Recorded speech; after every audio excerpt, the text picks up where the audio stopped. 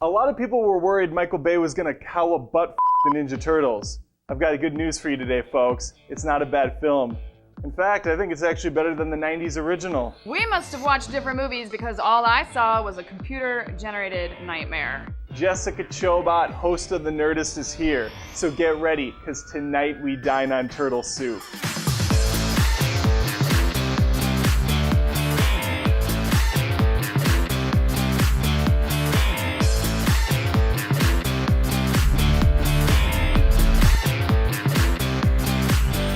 The most important part of the Ninja Turtles films are the turtles themselves, and I'm happy to inform you they're still intact. Leonardo leads, Donatello does machines, Raphael is cool but rude. Give me a break. Raphael is a douche. I actually agree. Raph is just a shit turtle in every version of the franchise. I don't understand the praise for him and his devil-may-care attitude. We all know Michelangelo is the superior turtle, what with those frat boy ways and those kick-ass nunchucks. Regardless of your turtle choice, my point remains. They're all still here, they're all having pizza, they're all having a good time. Yeah, mediocre Pizza Hut. And you just crossed the f***ing line, Jess. The 90s version gave us Domino's.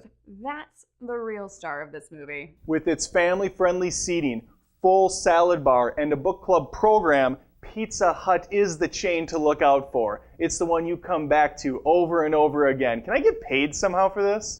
Okay, let's get back on track. The turtles may be radical, but why are they a story tall now?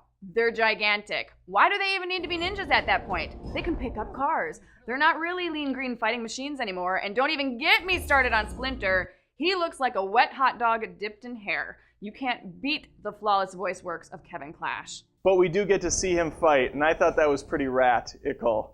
I was also pretty shell-shocked by Megan Fox's performance in the film, as she was actually pretty good. You can tell that she did care for the source material, you knew she was a big fan going in, and she played off of Will Arnett pretty well. Why does Megan Fox look different in every scene she's in? I couldn't tell if she was CG too, or if they just kept letting her stand-ins do the lines. Where was Casey Jones?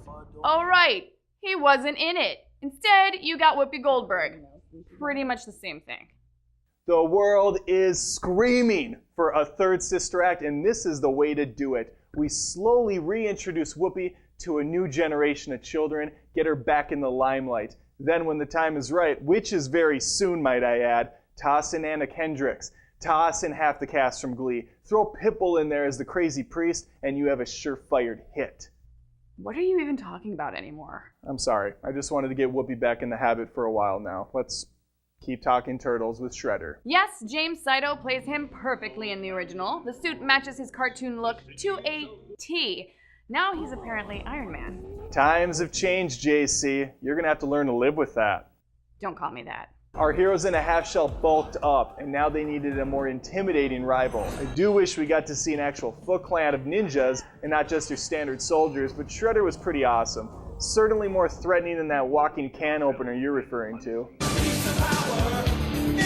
For some reason, all these remakes and toy-based films need to justify the insanity of the concept. Where the 2014 Turtle script is a convoluted mess of exposition, the 90s flick keeps it simple and straightforward. Ninja Turtles is pretty dumb in that department too. However, I did like the connection between April and the Turtles, and there was a lot of playful jabs at the old series without being insulting. I'm not sure what it is about these new films lately and their focus on the human element instead of what we really want.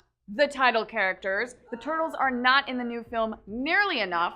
The 90s flick makes them the priority, along with Splinter. Oh, and it ended with a proper fight against the Shredder and not a game of Leap Turtle that leads to some stupid roller coaster ride down the side of a building. You want to talk fighting now? All right. This'll be good. Teenage Mutant Ninja Turtles. Thank you. This is the easiest win I've ever been handed in a category. Those tubular fights from the 90s look super cheesy today. There is actual choreography and contact since we have physical characters in suits fighting ninjas.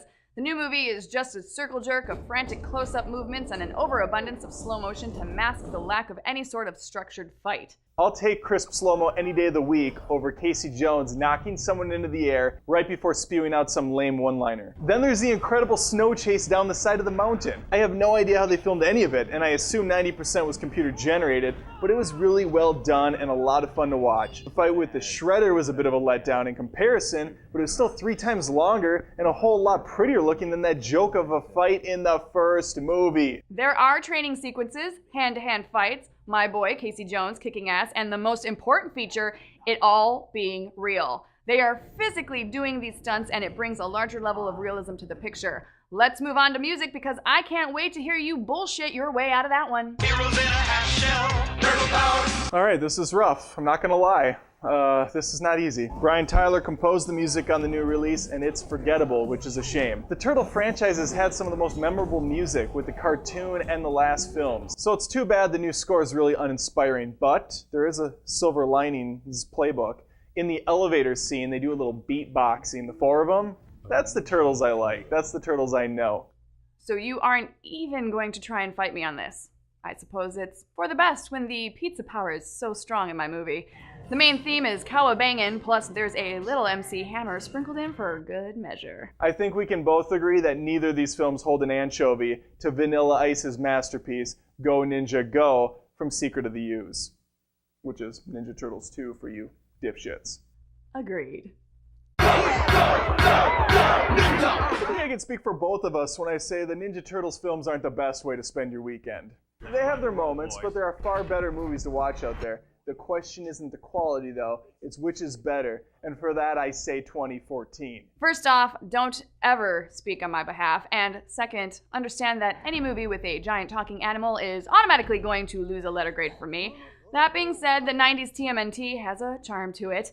There is personality there, and it doesn't seem like the same song and dance like these new films do. You can keep your Fox, Adam, and I'll stick with my Casey. You're one bodacious babe for taking the time to feud with me, Jess. Why don't you tell the viewers where they can find your much more successful show? You can check out Nerdist News on Nerdist.com. It's 3 minutes of the best nerd news every day of the week, and don't forget to subscribe to our YouTube channel. I grew up with the Ninja Turtles, G1, as some of the kids on the internet call it.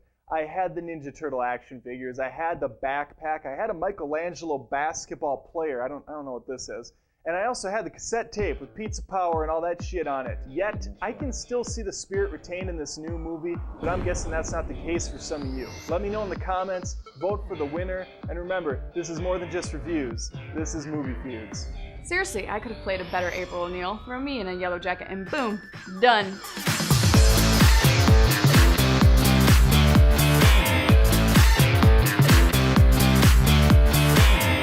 Sister Act 3, Breaking the Habit. Sister Act 3, Some Habits Die Hard. Sister Act 3, None Shall Pass.